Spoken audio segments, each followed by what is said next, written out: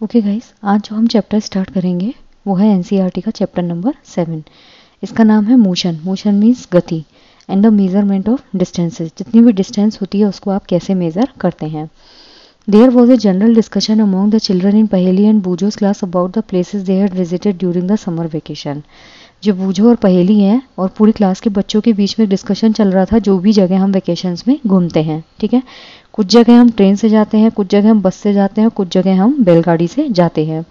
एक स्टूडेंट है जिसने एरोप्लेन से ट्रेवल किया था और दूसरा जो है उसने बहुत सारे दिन अपने हॉलीडेज के व्यतीत किए थे, स्पेंड किए थे फिशिंग ट्रिप्स, मछली को पकड़ने वाले ट्रिप में अपने अंकल की बोट से। ठीक है, the teacher then asked them to read newspaper articles that mention about small wheeled vehicles that moved on the soil of Mars। तो जो टीचर है उन्होंने उनको एक न्यूज़पेपर आर्टिकल पढ़ने के लिए बोला। ठीक है, क्यों बोला? उस न्यूज़पेपर आर्टिकल में मेंशन था कि जो छोटे व्हील्ड व्हीकल्स होते हैं, यानी कि छोटे पहिए वाले जो व्हीकल होते हैं, that moved on the soil of Mars. Mars की जो सॉइल है उस पर वो जो मूव हुए थे एंड कंडक्टेड एक्सपेरिमेंट्स, और जिनके थ्रू एक्सपेरिमेंट जो हैं वो वहाँ पे कंडक्ट किए गए थे। These vehicles were taken by spacecraft all the way to Mars। पहले छोटे छोटे व्हीकल्स बना के मार्स पे भेजे गए थे और अलग अलग एक्सपेरिमेंट किए गए। बाद में ये जो व्हीकल्स हैं उनको स्पेसक्राफ्ट जो है उसके थ्रू रिप्लेस कर दिया था। Paheli had been reading stories about ancient Indian wanted to know how people travel from one place to another in earlier times. मतलब पहले का जो टाइम था उसमें लोग एक जगह से दूसरी जगह पे कैसे जाते थे। Long ago people didn't have any means of transport. बहुत सारा टाइम पहले तो हमारे पास ट्रांसपोर्टेशन इतना अच्छा था नहीं। They used to move only on foot and carry goods on their back. लोग क्या करते थे, नंगे पैर जाते थे और जो गुड्स होते थे, सामान जो होते थे, उनको अपनी पीठ पे वो कैरी करते थे। Later on they began to use animals for transportation. बाद में उन्होंने क्या किया, जो जानवर हैं उनको ट्रांसपोर्टेशन के लिए यूज किया। फॉर ट्रांसपोर्ट थ्रू वाटर, पानी के थ्रू जो ट्रांसपोर्टेशन होता है, root boats have been use from the ancient times. अगर पानी के थ्रू आप कम्यूट कर रहे हो, ठीक है, तो उसमें क्या करते थे, पुराने ज़माने में जो बोट्स होती थी उनको यूज़ किया जाता था। ठीक है, पानी में आप तैर के तो जाओगे नहीं, तो बोट के थ्रू हम लोग ट्रांसपोर्टेशन करते थे। Boats were simple logs of wood in which a hollow cavity could be made. पहले की नाव कैसी होती थी, लकड़ी की बनती थी जिसमें बीच में एक छोटा सा छेद होता था। People learn to put together different pieces of wood and give shape to the boat. बाद में लोगों ने धीरे धीरे इस चीज़ पे काम करना शुरू किया, लोगों से नॉलेज ली, तो उन्होंने क्या किया, अलग अलग जो लकड़ी के पीस होते थे उनको एक साथ रखा और बोट की शेप देना शुरू किया। This shape imitate the shape of the animals living in water. बाद में ये जो शेप है वो बिल्कुल जो पानी में एनिमल्स रहते हैं उनके जैसा बिल्कुल इमिटेशन था। Recall the discussion of this stream line shape. I just hope कि आपको ये चीज़ क्लियर है कि जो स्ट्रीम लाइन शेप होता है दैट इज़ कॉल्ड योर जो बोट लाइक शेप होती है, और ये किस में मिलती है, फिश में, जिसकी वजह से उसकी मूवमेंट जो होती है वो ईजी रहती है and they get the direction. Invention of the wheel made a great change in the models of transport. जो पहिए का आविष्कार हुआ था ना, वो एक बहुत बड़ा परिवर्तन था किसमें, ट्रांसपोर्टेशन में। The design of the wheel was improved over 1000 of years. पहिए की जो डिज़ाइन है वो बाय द टाइम बहुत ज़्यादा इम्प्रूव होती गई। Animals were use to pull carts and moved on wheels. जो जानवर होते थे, बैलगाड़ी में क्या होता था, ये व्हील्स पे गाड़ी है और जानवर क्या करता था, इसको आगे की तरफ खींचता था। ठीक है, until the beginning of the 19th century, 19वीं शताब्दी जो है उसके शुरू होने से पहले तक people still dependent on animals. लोग किस पे डिपेंडेंट थे, जानवरों पर, नाव पर और जहाज पर। क्या ट्रांसपोर्ट करने के लिए, सामान को, जो गुड्स होते थे उनको, और लोगों को शिफ्ट करने के लिए एक जगह से दूसरी जगह पे। The invention of steam engine lead to the development of new means of transport. जब स्टीम इंजन बना तो इसका जो आविष्कार था वो एक नया इन्वेंशन था किसमें, ट्रांसपोर्ट में। Railroads were made of the steam engine driven carriage and wagons. जो रेल रोड बना था, ठीक है, रेल रोड मतलब जो अपने रेलवे ट्रैक होता है वो स्टीम इंजन के लिए बनाया गया था। ठीक है, जिसमें कैरियर जो होते हैं, कैरीज जो होती है उसको कैरी करते थे और जो वैगन्स हैं उनको कैरी किया जाता था। Later came automobile such as motor car. बाद में ऑटोमोशन हुआ, ऑटोमोबाइल्स डेवलप हुए, जिसमें मोटर कार डेवलप हुई, ट्रक बने, बस बनी, मोटराइज्ड बोट बनी। आजकल जो बोट चलती हैं वो इंजन से चलती है या फिर मोटर से चलती हैं। Ship were used as means of transport on water. और धीरे धीरे इन चीज़ों को एज ए ट्रांसपोर्टेशन हम यूज़ करने लगे। In the early years of 1900 saw the development of aeroplanes. जो 19वीं शताब्दी थी उसके शुरुआती दौर में हमने क्या किया, एरोप्लेन्स का डेवलपमेंट देखा। These were later improve to carry passengers and goods. बाद में धीरे धीरे इनमें और इम्प्रूवमेंट हुआ और वो धीरे धीरे पैसेंजर्स को और सामान को लेके जाने लगे।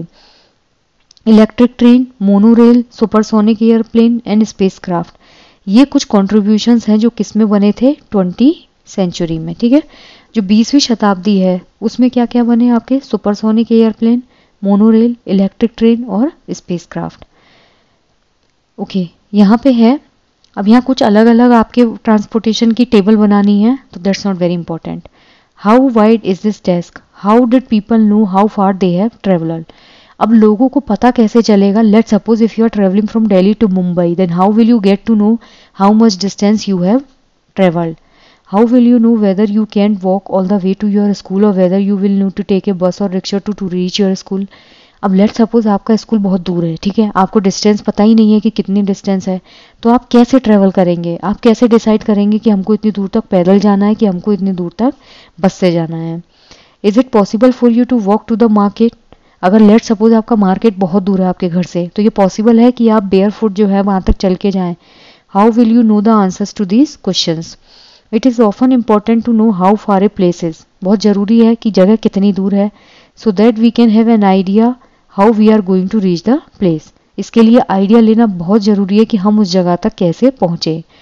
बाय वॉक करते जाएंगे, बस लेंगे, ट्रेन लेंगे, शिप लेंगे, एरोप्लेन लेंगे या फिर एक स्पेसक्राफ्ट लेंगे। Sometimes there are objects those length and width are need to no.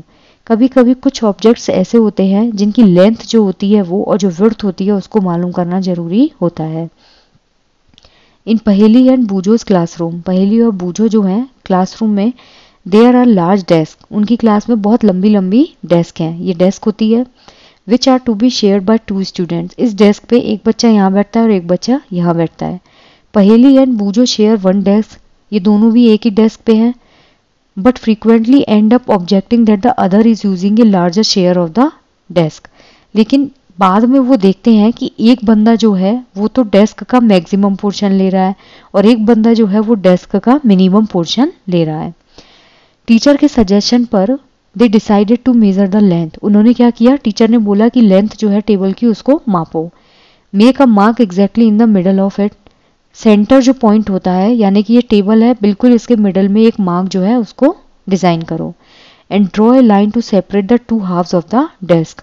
और यहाँ पे इन्होंने एक लाइन खींच दी जिसकी वजह से लेफ्ट पार्ट ये हो गया और राइट पार्ट बिल्कुल इक्वली डिवाइडेड हो गए।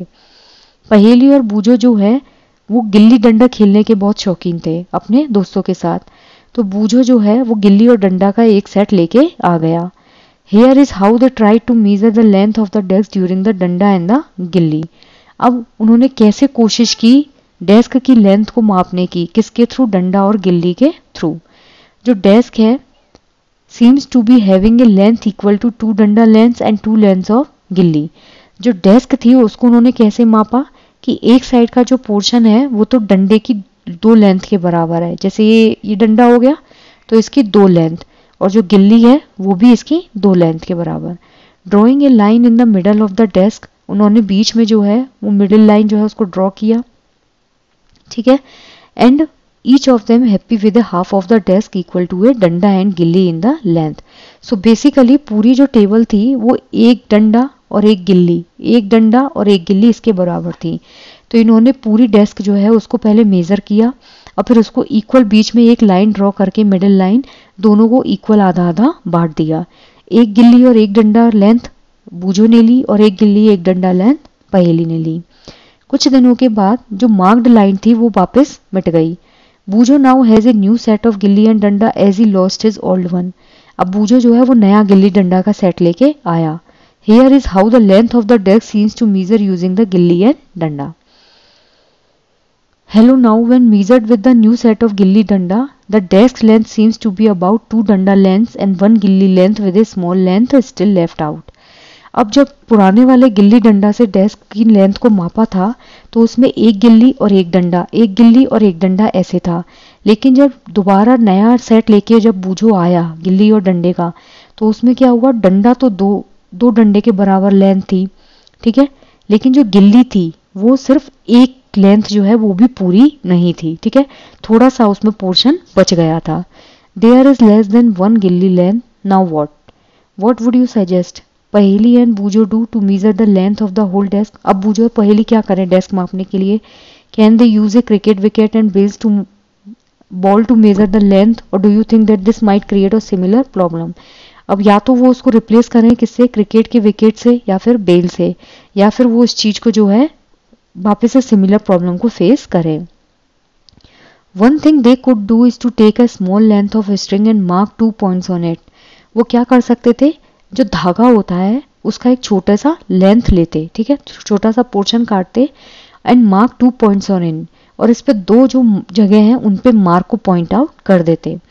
This will be a string length. ये क्या होती, जो धागा आप ले रहे हैं स्ट्रिंग, उसकी लेंथ होती। They can measure the width of the desk in string length. सबसे पहले जो डेस्क की चौड़ाई है उसको जो स्ट्रिंग लेंथ होती है उससे मालूम करना चाहिए। How can they say use the string to measure distance less than the length of a string. जो स्ट्रिंग जो इन्होंने यूज की है उससे आप एक टेबल की जो लेंथ है उसको कैसे माप सकते हैं? They can fold the string and mark it into half, 1/4 and 1/8 string length. Now perhaps Paheli and Bujo can measure the exact length of the desk using the string. उन्होंने क्या किया, जो स्ट्रिंग है उसको वो हाफ में मतलब fold कर सकते हैं, चौथाई में फोल्ड कर सकते हैं और 1/8 में फोल्ड कर सकते हैं, ठीक है, और इसके थ्रू वो एग्जैक्ट लेंथ जो है डेस्क की उसको मेजरमेंट कर सकते हैं। You would say that they should use the scale in their geometry box and solve their problem. अब बेसिकली यहाँ पे पूछा है कि उन्होंने इतनी मेहनत की तो इसकी बजाय उनको क्या अपने ज्योमेट्री बॉक्स में जो स्केल है उसको नहीं रखना चाहिए था। Boojho has been reading about the way people use to measure distance. अब बूजो ये जानने की कोशिश कर रहा है कि लोग जो डिस्टेंस है उसको कैसे मेजर करते थे जब जो स्केल्स हैं वो नहीं बने थे, ठीक है। He has been trying to follow different methods of measuring distance. तो बेसिकली वो ये जानने की कोशिश कर रहा था कि पहले के लोग डिस्टेंस को मापने के लिए कौन से ट्रेडिशनल मेथड्स को यूज करते थे। There are so many occasions when we come across a need to measure length and distance. बहुत सारी चीजें हैं जहाँ पे हमने लेंथ और डिस्टेंस को मेजर करने की कोशिश की है। टेलर जो है वो कपड़े की लेंथ को मापता है, क्या जानने के लिए कि वो सिलने के लिए, मान लीजिए उसको कोई भी कपड़ा सिलना है तो उसके लिए उसके पास इनफ कपड़ा है भी कि नहीं कि वो उससे उसको सिल सके। जो कारपेंटर होता है वो हाइट और विड्थ दोनों को मापता है किसी भी कबर्ड की, कि कितना लकड़ी जो है उसको ज़रूरत होगी इसका डोर बनाने के लिए। ये तो हमने घर पे भी देखते हैं। जो फार्मर होता है वो लेंथ और विड्थ दोनों को मापता है, ठीक है, जो फार्मर है वो लेंथ और विड्थ दोनों को मापता है ज़मीन के एक एरिए की, ये जानने के लिए जो सीड है वो जो उस जमीन में उगा रहा है और कितना पानी जो है उसको खेती के लिए जरूरी होगा। Suppose you are asked how tall you are. अगर आपसे कोई पूछे कि आपकी लंबाई कितनी है, you want to tell the length of a straight line from the top of your head and to the heel of your feet. हम कैसे नापते हैं, हेड टू टू नापते हैं, ठीक है। How long is this room, how wide is this desk, how far is it from Delhi to Lucknow, how far away is the moon from the earth. ये सब डिस्टेंस के क्वेश्चंस हैं, ठीक है। इन सब क्वेश्चंस में एक चीज जो है वो कॉमन है, दैट इज डिस्टेंस, ठीक है। दो जगह के बीच में जो डिस्टेंस है that is the main concern. Two places may be close enough just like the two ends of a table, they may be so far apart, Jammu and Kanyakumari. दो जो जगह होती हैं वो बहुत या तो पास में हो सकती हैं, ठीक है, जैसे एक टेबल के दो एंड होते हैं, या फिर वो बहुत दूर हो सकते हैं जैसे जम्मू और कन्याकुमारी। अब अगर आप जम्मू से कन्याकुमारी जाएंगे तो डिस्टेंस बहुत ज़्यादा है। Let us do a few measurements to see what exactly we need to do when we measure distance and length. Work in group and each of you do this activity one by one using your foot as a unit of length. यानी कि पैर जो है उसको आप as a unit of length use में कीजिए। Measure the length and breadth of the classroom. जो क्लासरूम होता है, क्लास का जो एक रूम होता है उसकी लेंथ को और विड्थ को पैर से मापो। It is possible that while measuring these you may find some part remains to be measured as it is smaller than your foot. अब कई बार क्या होता है जब हम मेजरमेंट करते हैं पैर से तो हम देखते हैं कि कुछ पार्ट जो होता है वो अनमेजर्ड रह जाते हैं। क्यों? क्योंकि वो हमारे पैर से बहुत छोटे होते हैं। Use a string to measure the length of part of your foot as you did before. अब पैर की बजाय हम धागे को यूज करेंगे, ठीक है, और जब हम उसका ऑब्जर्वेशन लिखेंगे तो हम देखेंगे कि जो धागा है वो पूरे क्लासरूम को कवर करता है। दूसरी एक्टिविटी है कि जो हैंड स्पैन होता है यानी कि हाथ का जो अंगुल होता है उससे आप मेजरमेंट कीजिए और एक टेबल की विड्थ को और जो लेंथ होती है उसको क्लासरूम में मेजर कीजिए। You may find that you need string length equal to your hand span and then fractions of the string length to make the measurement. इसमें भी हमें किसकी जरूरत पड़ती है? स्ट्रिंग की। क्यों? क्योंकि जो हैंड स्पैन होता है उसकी लेंथ के इक्वल लाने के लिए और मेजरमेंट जो है उसको प्रॉपर तरीके से करने के लिए। अब यहाँ पे बोला है this known fixed quantity is called a unit. किस चीज के लिए? We see that measurements means the comparison. जो मेजरमेंट होता है उसका मतलब क्या है? उसका मतलब होता है जब आप कंपैरिजन करते हो एक अननोन क्वांटिटी, ठीक है, एक अननोन क्वांटिटी के बीच में विथ सम नोन क्वांटिटी, ठीक है। मेजरमेंट जो होता है, जो भी हम गणना करते हैं वो उसमें एक तो होती है नोन क्वांटिटी और एक होती है अननोन क्वांटिटी। इन दोनों के बीच में जो कंपैरिजन होता है और उसका जो मेजरमेंट होता है that is called a unit. The result of a measurement is expressed in two parts. जो मेजरमेंट है इसका जो रिजल्ट होता है उसे दो पार्ट्स में एक्सपोज किया जाता है। One part is a number, एक पार्ट तो नंबर होता है और जो दूसरा पार्ट होता है वो उस मेजरमेंट की यूनिट होती है। Let's suppose if we talk about force, ठीक है, तो फोर्स की यूनिट क्या होती है? न्यूटन। तो ये तो दूसरा पार्ट हुआ, लेकिन जो नंबर होगा वो क्या होगा? Let's suppose 5 unit, 5 Newton. तो 5 क्या हुआ? वो तो नंबर हुआ, ये पहला पार्ट हुआ, और न्यूटन क्या हुआ? दूसरी यूनिट हुई, ये दूसरा नंबर हुआ।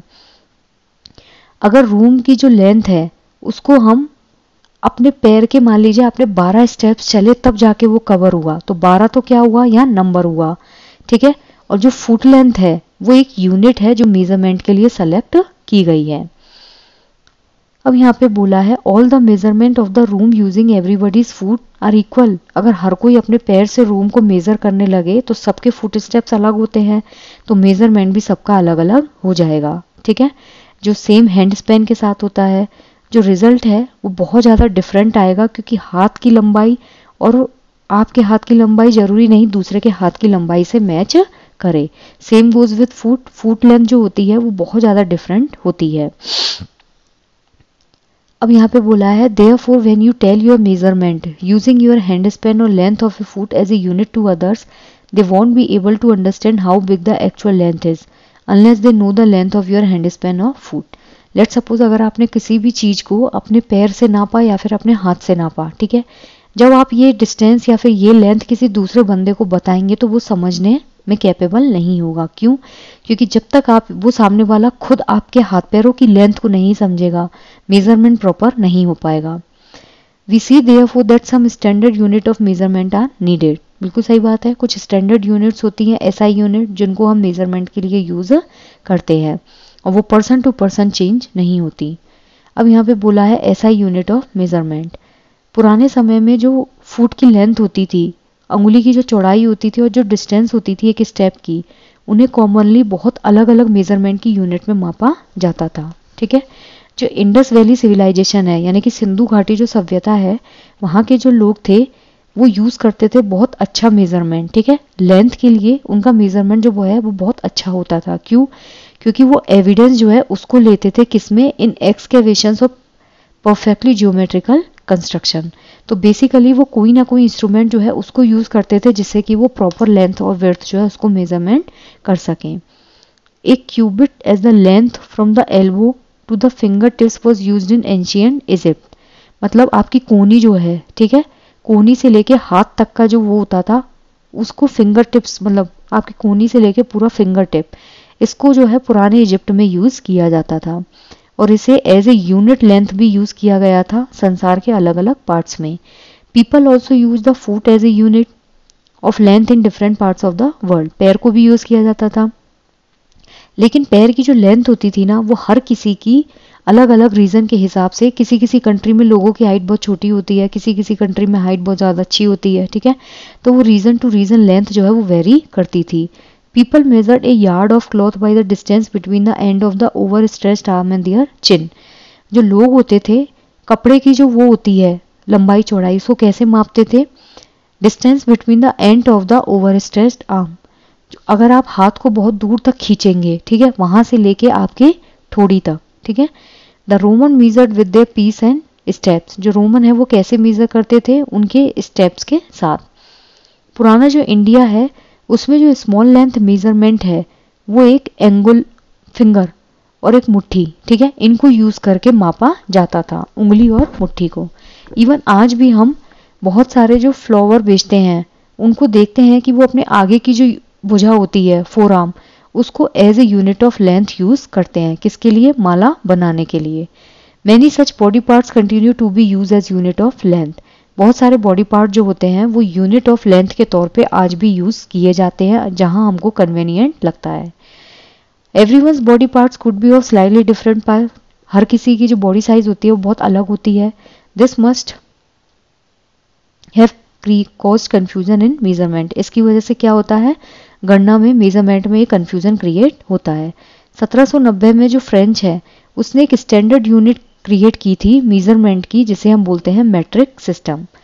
जो 1790 ईस्वी है उसमें जो फ्रेंच साइंटिस्ट हैं उन्होंने एक स्टैंडर्ड यूनिट क्रिएट की थी मेजरमेंट के लिए, जिसे हम मैट्रिक सिस्टम बोलते हैं।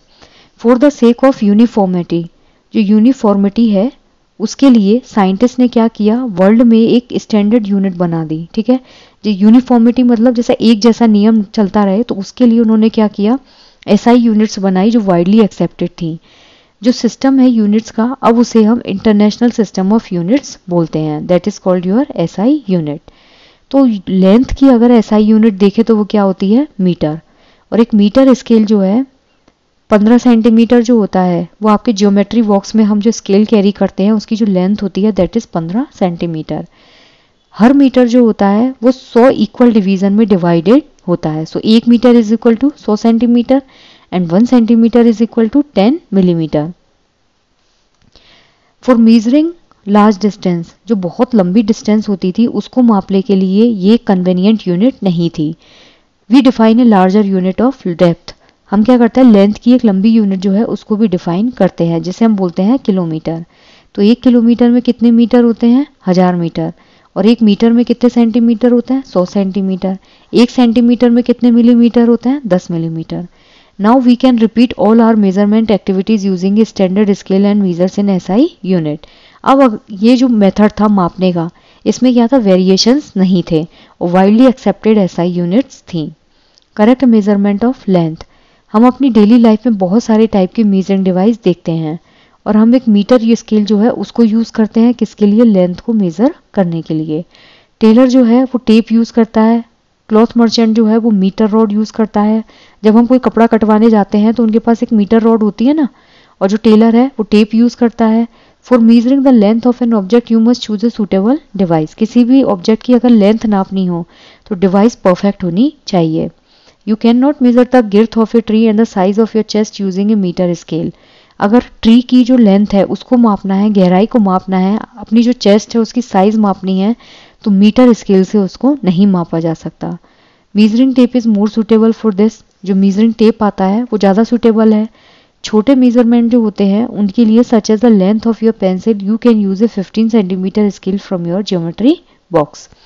छोटी हाइट के जो ऑब्जेक्ट्स होते हैं या जिनकी लेंथ कम होती है उसके लिए हम ज्योमेट्री बॉक्स में जो स्केल रखा रहता है उसको यूज कर सकते हैं।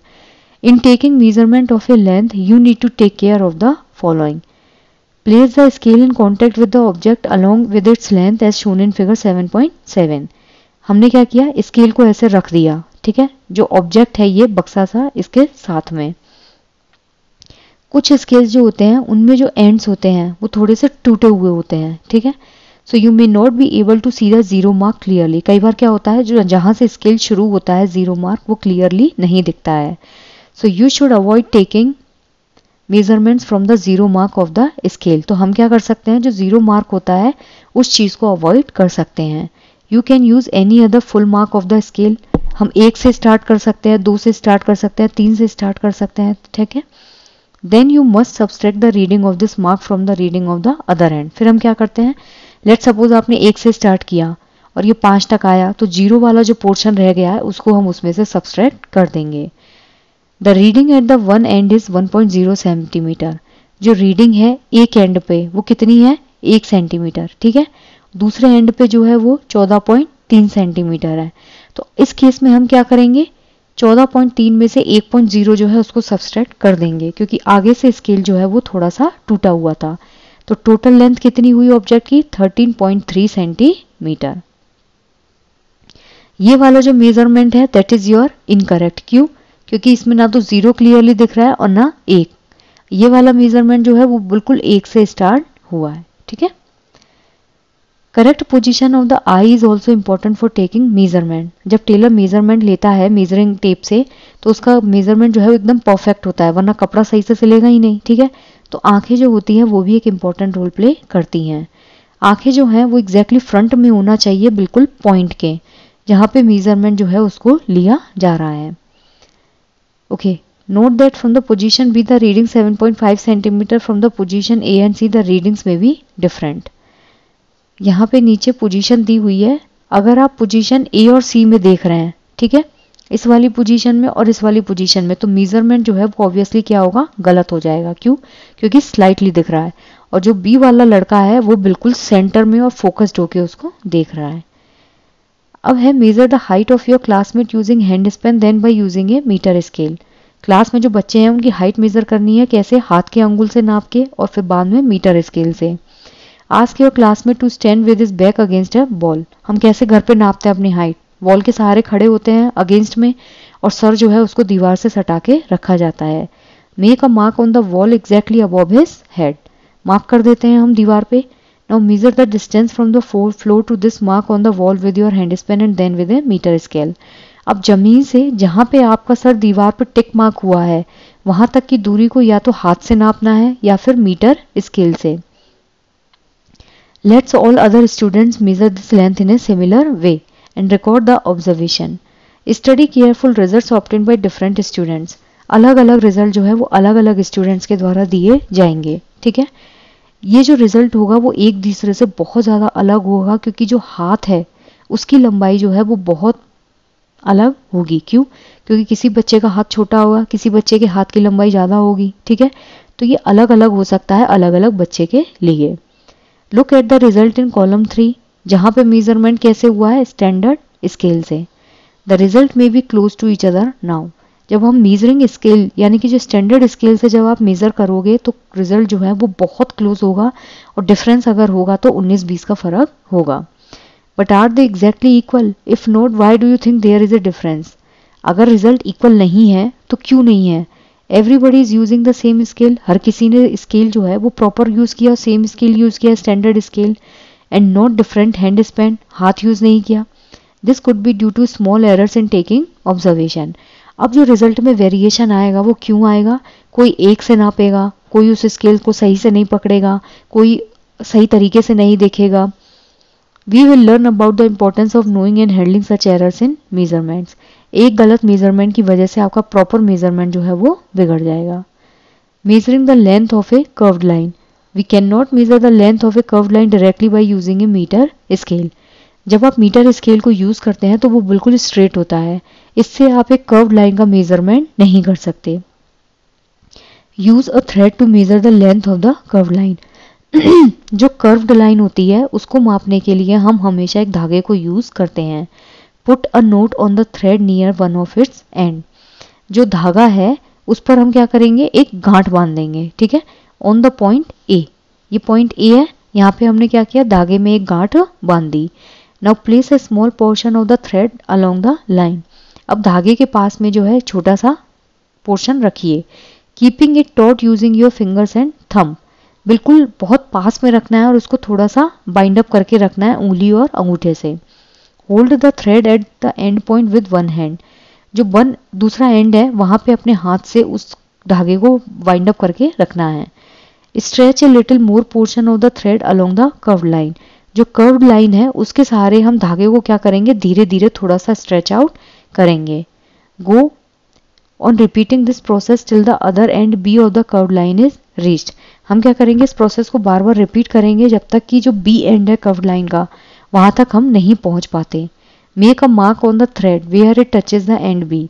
अब जहां पे धागा थ्रेड बी तक पहुंच गया है, सॉरी एंड बी तक पहुंच गया है, ये धागे को लेके गए हम इस तरह से कर्व्ड उसमें, और जब तक वो बी लाइन पे नहीं पहुंच पाता और जैसे ही वो बी पे पहुंचेगा हम पूरे धागे का मेजरमेंट करेंगे। Now stretch the thread along with a metre scale. अब जो धागा है, आपने ये धागा यूज किया यहाँ पे, ठीक है, ये धागा आपने यूज किया। इस धागे को हम मेजरमेंट के बाद ए पॉइंट से बी पॉइंट तक हमने जैसे जैसे कर्व्ड लाइन थी धागे को वैसे वैसे मोड़ मोड़ के हमने हाथ से पकड़ के मेजर किया। जैसे वो ए टू बी गया, अब हम इस धागे को पूरा स्ट्रेट आउट कर देंगे और जो मीटर स्केल है उससे हम इसका मेजरमेंट लेंगे। Major the length between the not in the beginning and the final mark on the thread. अब हम क्या करेंगे, जो गांठ हमने बांधी थी कहाँ पे, शुरू में, और जो फाइनल मार्क है धागे का वहां तक का पूरा मेजरमेंट लेंगे। ये कर्व लाइन एवी जो है उसकी लेंथ प्रोवाइड करता है। We see that we need a lot of care to ensure that we are measuring distance and length correctly. जब भी आप किसी भी दो ऑब्जेक्ट के बीच में डिस्टेंस को और लेंथ को मापते हैं, that should be always correct. We need some standard unit and device with we measure these distances and convey our results to other. हम कुछ स्टैंडर्ड यूनिट्स जो हैं या फिर स्टैंडर्ड मेजरिंग डिवाइस जो है उनको यूज करते हैं जिससे डिस्टेंस जो है उसका प्रॉपरली मेजरमेंट हो सके। अब है moving things around us. Think of us some objects you have seen recently. These may include a school bag, mosquito, table, chair, people. ठीक है? This list may also have a butterfly, dog, cow, hen, fish in water, piece of stone, bowl, boat, sewing machine, ball clock, hands of a clock. Are they all are moving? No. Which are at rest? Object at rest कौन कौन सा होगा? House, table और clock. बाकी ये सब क्या है? Movable है। ठीक है? How did you decide? अब ये आप डिसाइड कैसे करेंगे कि कोई भी जो ऑब्जेक्ट है वो मोशन स्टेट में है कि रेस्ट स्टेट पे है। You might have notice that the bird is not at the same place after some time while the table is at the same place. Table एक जगह से दूसरी जगह पे खुद उठ के चली जाएगी? नहीं जाएगी। लेकिन पक्षी जो है जरूरी नहीं आपने जिस ट्री पे देखा है आपको थोड़ी देर बाद वो उसी ट्री पर दिखे। On this basis you may have decided weather an object is rest और इन मोशन। इस बेसिस पर हम डिसाइड करते हैं कि ऑब्जेक्ट जो है वो रेस्ट पे है या फिर मोशन में। ठीक है? Select a place where you find ants. एक ऐसा एरिया जहाँ पे चींटियां मिलती हैं। ठीक है? व्हाइट पेपर की जो A4 साइज शीट है उसको वहां पे स्प्रेड करो and keep a little sugar on it, और उसके ऊपर थोड़ी सी चीनी डाल दो। चींटियां जो है वो अट्रैक्ट होंगी शुगर से और आपको बहुत सारी चींटी जो है वो क्रॉल करती दिखेंगी उस पेपर के ऊपर। For any one ant, try and make a small mark with a pencil near its position when it has just crawled onto the sheet of a paper. अब हम क्या करना है, किसी भी एक चींटी को जो एक पेंसिल है उससे मार्क करना है। ठीक है? उस पोजीशन पर जहां से वो क्रॉल करके स्टार्ट हुई है। चींटी मान लीजिए यहाँ से क्रॉल करना स्टार्ट की और जितना टाइम वो क्रॉल करेगी उस चीज को उस पेपर पे मेजरमेंट लेना है। Keep marking its position after a few seconds. कुछ सेकंड के लिए इसकी पोजीशन को हमको ऐसे ही मार्क करना है। कुछ टाइम के बाद हम देखते हैं shake off the paper free of the sugar and the ants. अब उस कागज को आप सीधा खड़ा कर दो, चींटी गिरा दो और शुगर भी फेंक दो। Connect the different points you have marked with arrows to show the direction in which the ant was going. अब हमने क्या किया, सारे जो डायरेक्शन है उनको क्या किया, ऐसे मार्क कर दिया जहां जहां चींटी चली थी। जब हम एरोज को पूरी को मिला देते हैं तो क्या होता है, each point you have marked slows where the ant move to. इससे हमें पता चलता है कि मार्किंग से कि जो चींटी है वो कितना ज्यादा मूव हुई थी। In intervals of a few second, कुछ सेकंड के सिर्फ अंतराल में। पहले चींटी यहाँ थी, फिर मूव करके यहाँ गई, फिर मूव करके यहाँ गई और फिर मूव करके यहाँ गई। तो इनमें सिर्फ कुछ कुछ सेकंड का अंतराल था। Motion seems to be some kind of a change in the position of an object with time, isn't it? जो मोशन होता है वो एक टाइप का चेंज होता है। किस चीज में? पोजीशन में। ठीक है? गति क्या होती है? जब हम एक जगह से दूसरी जगह चले जाते हैं। Where did you place objects like a clock, sewing machine, electric fan in your grouping of the objects? ये आप कहाँ रखेंगे? ये ऑब्जेक्ट जो है moving from one place to another? नहीं, इनमें से कोई भी ऑब्जेक्ट मूव नहीं करता है। Do you notice movement in any of their parts? The blades of the fan और the hands of a clock, are they moving? Exactly. ये खुद मूव नहीं करते हैं लेकिन इनके जो पार्ट्स हैं वो कहीं ना कहीं मूव करते हैं। जो सीविंग मशीन होती है, इलेक्ट्रिक फैन होता है, इन सब के कुछ ना कुछ पार्ट जो है वो मूव करते हैं। Is there movement similar to that of an ant और ऑफ ए ट्रेन? इनकी जो मूवमेंट होती है वो जैसे ट्रेन चलती है या फिर चींटी चलती है उनके जितनी होती है या बिल्कुल सेम होती है? तो अब हम मोशन जो है उसको समझने की कोशिश करेंगे। Types of motion. एक तो मोशन होता है जहाँ पे व्हीकल जो है वो बिल्कुल स्ट्रेट रोड पे बिल्कुल सीधा सीधा चलता है, जैसे मार्च पास्ट करते हैं सोल्जर या परेड करते हैं तो वो बिल्कुल एक सीधे डायरेक्शन में होता है। जब एक पत्थर को हम नीचे गिराते हैं तो बिल्कुल सीधा सीधा नीचे जाता है। तो ये जो मोशन है वो क्या है? जो स्प्रिंटर्स होते हैं वो 100 मीटर की रेस में बिल्कुल स्ट्रेट ट्रैक जो है उस पे मूव करते हैं, ठीक है। स्प्रिंटर जो सैनिक होते हैं वो जब मूव करते हैं तो बिल्कुल सीधे सीधे ब्रिज पे मूव करते हैं। More such examples from your surrounding. In all these examples we see that the object is moving along a straight line, ठीक है। तो मोशन कैसा हुआ? स्ट्रेट लाइन मोशन, जहां पे आप एक सीधी सीधी गति में मूव करते रहते हैं, इसीलिए हम इसे बोलते हैं रेक्टिलिनियर मोशन। जब सीधी रोड पे गाड़ी चलती है, गाड़ी मान लो सीधी रोड पे चल रही है, हाईवे पे चल रही है, तो बिल्कुल सीधा सीधा चलती जाएगी। ये सोल्जर्स हैं, ये जब मार्च पास्ट करते हैं तो बिल्कुल सीधा सीधा मूव करते हैं। अब हम एक पत्थर लेंगे, इसको धागे से बांधेंगे और इसको गोल गोल घुमाएंगे अपने हाथ से, जैसे हम गोल गोल पत्थर को नहीं घुमाते हैं। अब हम इसका मोशन जो है उसको ऑब्जर्व करने की कोशिश करेंगे कि पत्थर जो है वो कैसे मूव हो रहा है। जो स्टोन है वो एक सर्कुलर पाथ को फॉलो करेगा, ठीक है। मान लीजिए धागा है, आपने ये पत्थर फंसाया, जब आप इसको घुमाएंगे तो ये एक सर्कुलर मोशन में मूव करेगा।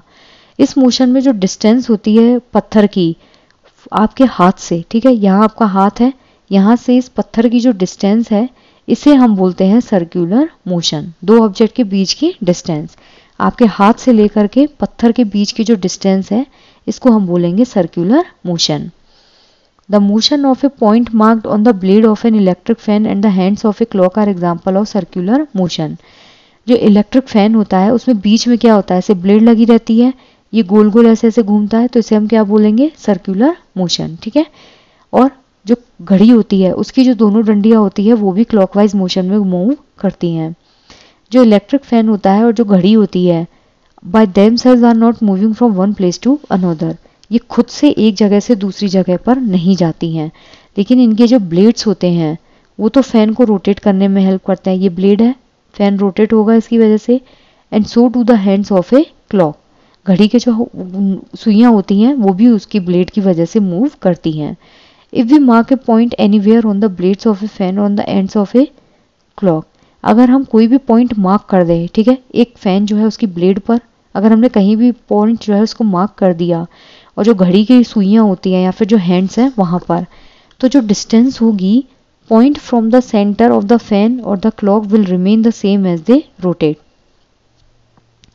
सेंटर से जो पॉइंट होता है ना, ठीक है, ये सेंटर है, यहां से जो पॉइंट, इस पॉइंट से लेके जो डिस्टेंस है वो बिल्कुल सेम होती है जब वो एक सर्कुलर मोशन में मूव करते हैं। कुछ केसेस में एक ऑब्जेक्ट जो होता है वो इसके मोशन को कुछ टाइम के बाद रिपीट करता है, जिसे हम हार्मोनिक मोशन या फिर पीरियोडिक मोशन बोलते हैं, ठीक है। This type of motion is called periodic motion. हमने एक स्टोन लिया, उसको एक धागे से बांधा, ठीक है। अब हम धागा जो है उसको हाथ में होल्ड करके रखेंगे। Let the stone hang from it. ये धागा है, इसमें आपने स्टोन बांध दिया, यहाँ पे आपका हाथ है, ठीक है। ये क्या है? अब एक पेंडुलम के जैसे एक्ट करेगा। Pull the stone to one side with the other hand, let it गो।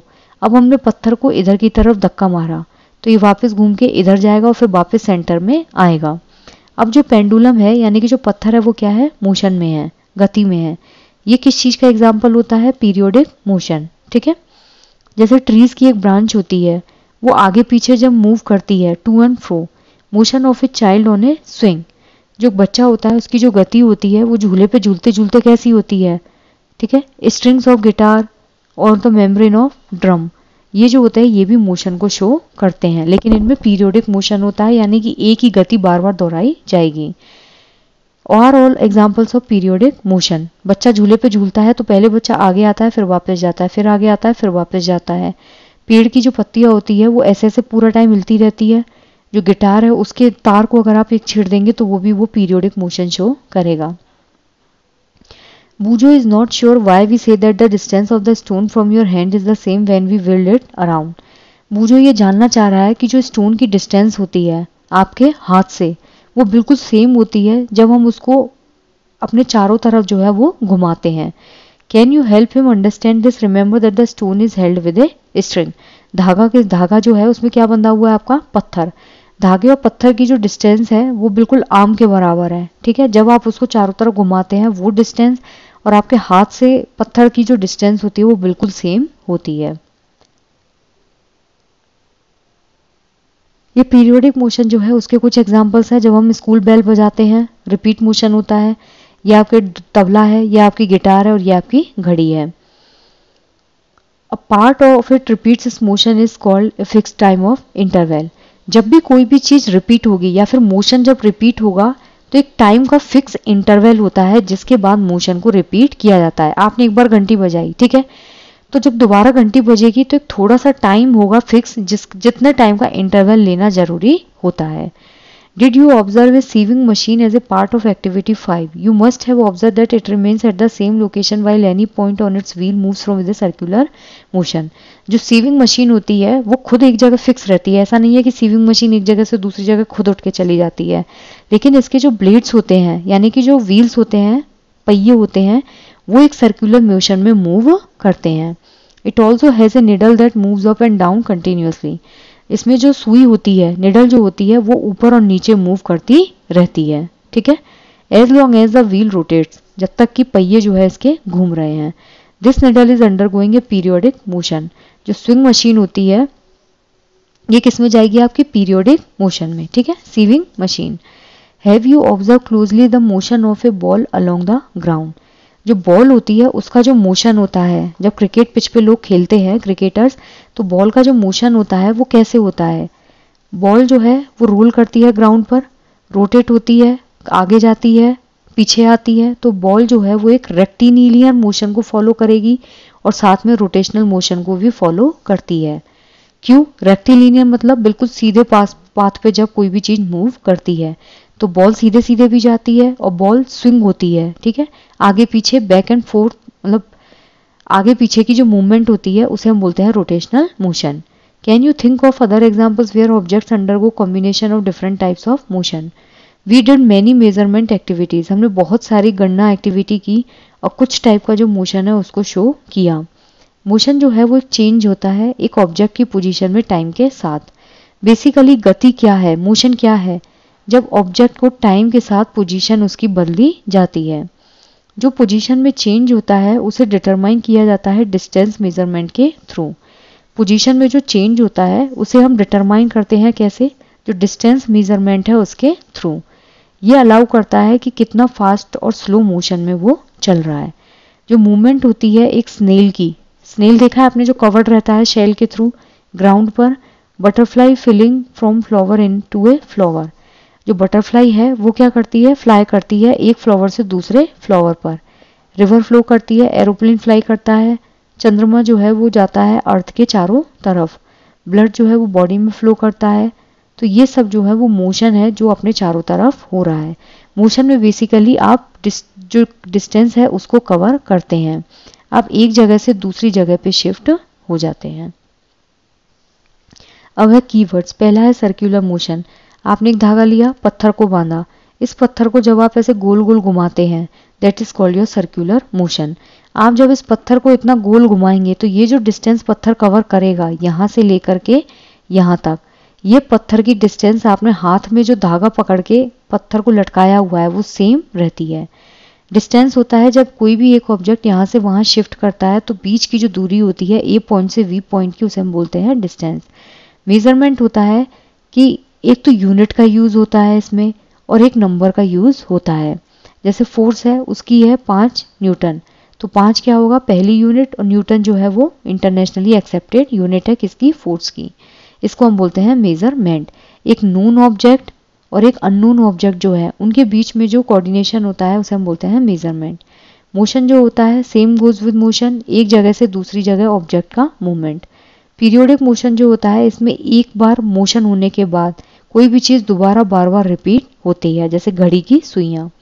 जो रेक्टिलिनियर मोशन होता है इसमें सर्कुलर मोशन भी होता है और पीरियोडिक मोशन भी होता है। सॉरी, रेक्टिलिनियर मोशन जो होता है वो आपका स्ट्रेट लाइन मोशन होगा।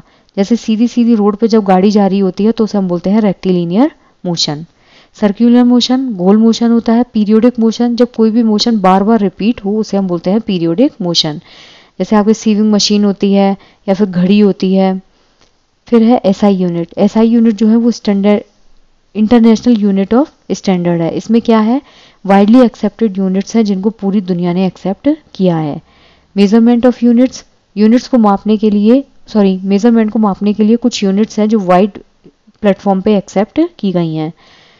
Different mode of transport are use to go from one place to another. बिल्कुल सही बात है, हम ट्रेन से भी जाते हैं, बस से भी जाते हैं, प्लेन से भी जाते हैं, बोट से भी जाते हैं, पैदल भी जाते हैं, बाइक से भी जाते हैं। पुराने टाइम में जो लोग हैं वो मापने के लिए या तो पैर यूज़ करते थे, उंगली की चौड़ाई यूज़ करते थे, या फिर जो स्टेप है वो कितना डिस्टेंस कवर कर रहा है उसको मेजरमेंट यूनिट में काम में लेते थे, जिसकी वजह से कन्फ्यूज़न होता था। इसलिए यूनिफॉर्म सिस्टम बनाने की नीड महसूस हुई और मेजरमेंट जो है वो धीरे धीरे अराइज हुआ। Now we use international system of unit, SI unit use करते हैं जो कि वाइडली एक्सेप्टेड यूनिट है। मीटर जो है वो एसआई यूनिट है किसकी, लेंथ की। मोशन जो है अगर स्ट्रेट लाइन में हो तो उसे हम बोलते हैं रेक्टिलिनियर मोशन। जैसे सीधी सीधी रोड पे जब कार जाती है, कई बार पिच में बॉल मूव करती है। जो सर्कुलर मोशन होता है, एक ऑब्जेक्ट मूव करता है, इस distance from a fixed point remains the same. जो सर्कुलर मोशन होता है उसमें एक ऑब्जेक्ट मूव करेगा उतनी ही डिस्टेंस में जितना कि वो उस पॉइंट से डिस्टेंस पे बंधा हुआ है। जैसे धागे से और इस पत्थर के बीच की दूरी जो है वो पत्थर इस डायरेक्शन से इस डायरेक्शन जाने में जितना डिस्टेंस कवर करेगा, ये दोनों क्या होंगी, same. Mention the motion the repeats itself after some period of time is called periodic motion. एक ऐसा मोशन जिसमें कुछ टाइम के बाद अपने आप को वो बार बार रिपीट करे तो उसे हम बोलते हैं पीरियोडिक मोशन। घड़ी की सुइयां हो गया, सीविंग मशीन हो गया, ठीक है। Give 2 examples of each of modes of transport used on land, water and air. जमीन पे कौन सा मोड ऑफ ट्रांसपोर्ट होता है, बस है आपकी, बाइक है आपकी, पानी में बोट होती है आपकी, ठीक है। एयर जो है उसमें एरोप्लेन होता है। 1 metre is 100 centimetre, 5 kilometre is, 1 kilometre में कितने मीटर होता है, 1000, 5 करेंगे तो कितना हो जाएगा, 5000 metre. Motion of a child on a swing is periodic motion, ठीक है। Motion of the needle of a sewing machine is periodic motion, ठीक है। जो कुछ टाइम पीरियड के बाद अपने आप को रिपीट करता है। स्विंग और सीविंग मशीन, झूले में बच्चा आगे पीछे जाता है। Motion of a wheel of a bicycle is your circular motion, क्योंकि साइकिल का पहिया गोल गोल घूमता है, ठीक है। वाई कैन ए पेस और a foot step not be use as standard unit of length. जब हम फुट स्टेप को एज ए यूनिट यूज करेंगे तो उसमें क्या होगा, हर किसी के पैर का साइज बहुत अलग अलग होता है, जिसकी वजह से कि आप एक स्टैंडर्ड माप पे नहीं पहुंच सकते। Arrange the following length in your increasing magnitude. सबसे पहले क्या आएगा, 1 किलोमीटर जिसमें 1000 मीटर होते हैं, फिर आएगा 1 मीटर जिसमें 100 सेंटीमीटर होते हैं, फिर आएगा 1 सेंटीमीटर जिसमें 10 मिलीमीटर होते हैं। So first is 1 kilometre, 1 metre, 1 centimetre and 1 millimetre.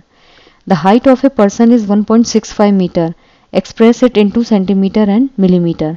जब 1.65 मीटर उसकी हाइट है, इसको आपको सेंटीमीटर में बदलना है तो 1 मीटर में 100 सेंटीमीटर होते हैं, तो 1.65 इंटू 100 कितना हो जाएगा, 165, 100 पॉइंट लगाओ तो ये कितना हो जाएगा, 165 सेंटीमीटर। mm में बदलने के लिए इसको 10 से मल्टीप्लाई कर दीजिए तो आपका आंसर आ जाएगा। The distance between Radha's home and her school is 3250 metre. Radha के घर और उसके स्कूल के बीच की जो दूरी है वो 3250 मीटर है, ठीक है। इस डिस्टेंस को हमको किलोमीटर में कन्वर्ट करना है, तो हम किससे करेंगे, 1000 से इसको डिवाइड कर देंगे, ठीक है। एक जीरो से एक जीरो गया तो ये हो जाएगा आपका 3.25 kilometre. Write the similarities and differences between the motion of a bicycle and a ceiling fan that has been switched on. जो सिमिलैरिटीज होती हैं, जो मोटरसाइकिल है उसका जो मोशन होगा और सीलिंग फैन का जो मोशन होता है, सीलिंग फैन में क्या होता है, जो ब्लेड होती है उसकी वजह से फैन सर्कुलर मोशन शो करता है, जबकि जो साइकिल का पहिया होता है, बाईसाइकिल का जो मोशन होता है वो सर्कुलर मोशन में एक जगह से दूसरी जगह खुद मूव करती है। Why wouldn't you like to use a measuring tape made of an elastic material like rubber to measure the distance? क्योंकि उससे क्या होगा, एक बंदा अलग तरीके से मापेगा, एक बंदा अलग तरीके से मापेगा, जिसकी वजह से मेजरमेंट प्रॉपर नहीं होगा। What should be some of the problems you would meet in telling someone about a distance you measured with such a tape? आपका मापने का तरीका अलग होगा, किसी दूसरे का मापने का तरीका अलग होगा, मेजरमेंट जो है वो पूरा खराब हो जाएगा। Give 2 examples of periodic motion. एक तो आपका स्विंग होता है जहाँ पे बच्चे झूला झूलते हैं, ठीक है। एक आपकी घड़ी होती है, ठीक है। वॉल क्लॉक जो होती है उसमें आपका पीरियोडिक मोशन होता है।